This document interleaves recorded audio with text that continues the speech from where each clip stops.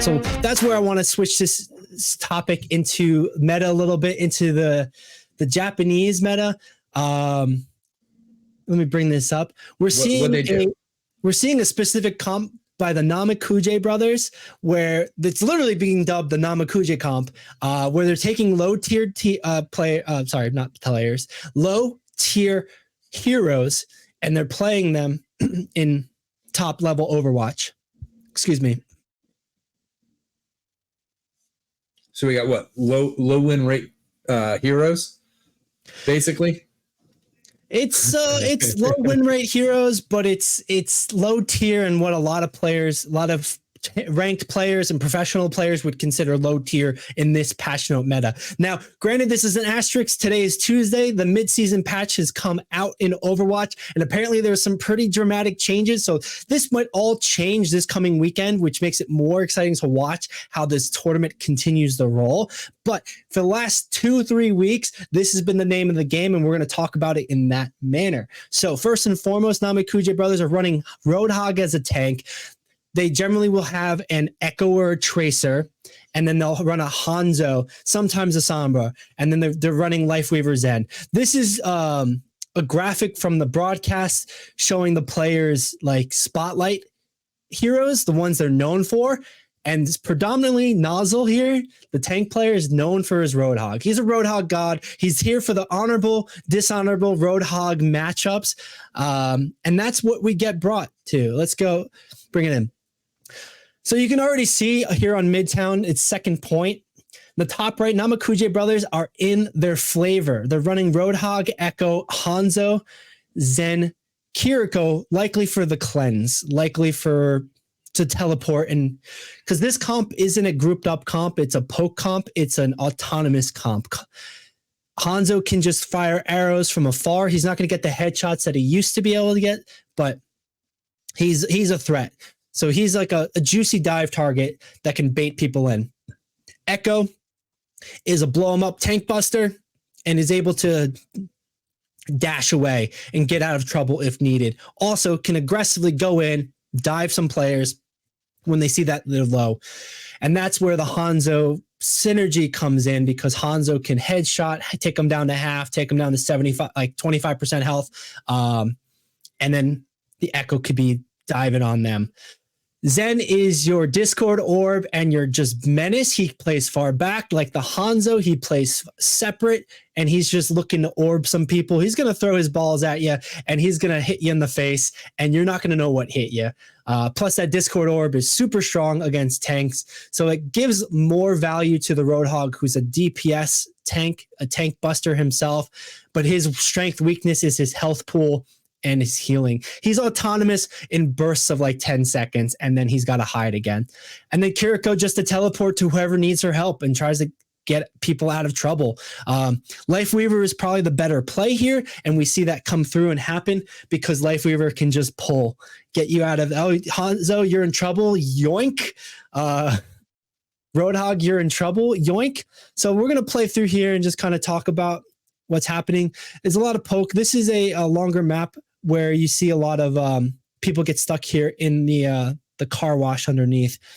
Dragon goes underneath. Major pushing, major dominance just for that. The Dragon, the Hog Hook, can't really deal with it. It's super duper interesting and very cool to see something off meta come into this meta that's Tracer heavy, this Sigma Ram meta heavy. So Nick, any initial sort of thoughts with this or feelings? So like both of them got the Echo, right? I'm surprised that Pandia doesn't have Tracer, like just to do that, because I think the Tracer would probably be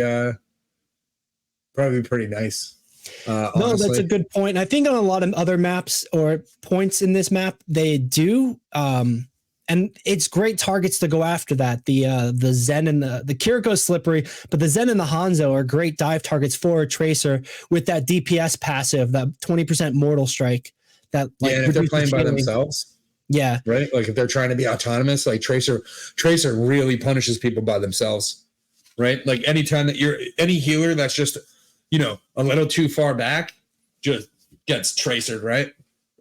And then like they really have no counterplay in the back to her and to Tracer anyway, right? Like besides like I do want to say the Hanzo is a bit of a threat because she still can get one shot by this. I want to just spotlight real quick here. This is the reason you would use an Echo. So Namekuji is going to push in. They're going to push in on this Echo, but they don't seem to be making any space, any room here. They get 3 in this situation, the Kiriko, Echo, and the Hanzo. So Namekuji backs off. They just poke, waiting for it. In this next push, they're going to be pushing in through the small door on the left here to Pandia. Pandia is going to respond by using their Echo copy ultimate. And they're going to use it in an aggressive way, but it's also a survival way. They copy the Hog, so they have Hog Sigma pusher. There's the Hog. Immediately gets hooked, immediately gets knocked out. So like there's a ton of bait there. There's a ton of aggression and defensiveness happening there. And I think Bob got used and just kind of knocked into a bad spot. So like that's why I wanted to kind of spotlight it, is that Echo is like an interesting pick for these comps and for this game. Because it does provide that like extra Hog situation. Let me bring this over to the next round real quick. We don't really have much time here. At this point, we're seeing a Moira Kiri comp from Namekuji rather than the Zen Lifeweaver.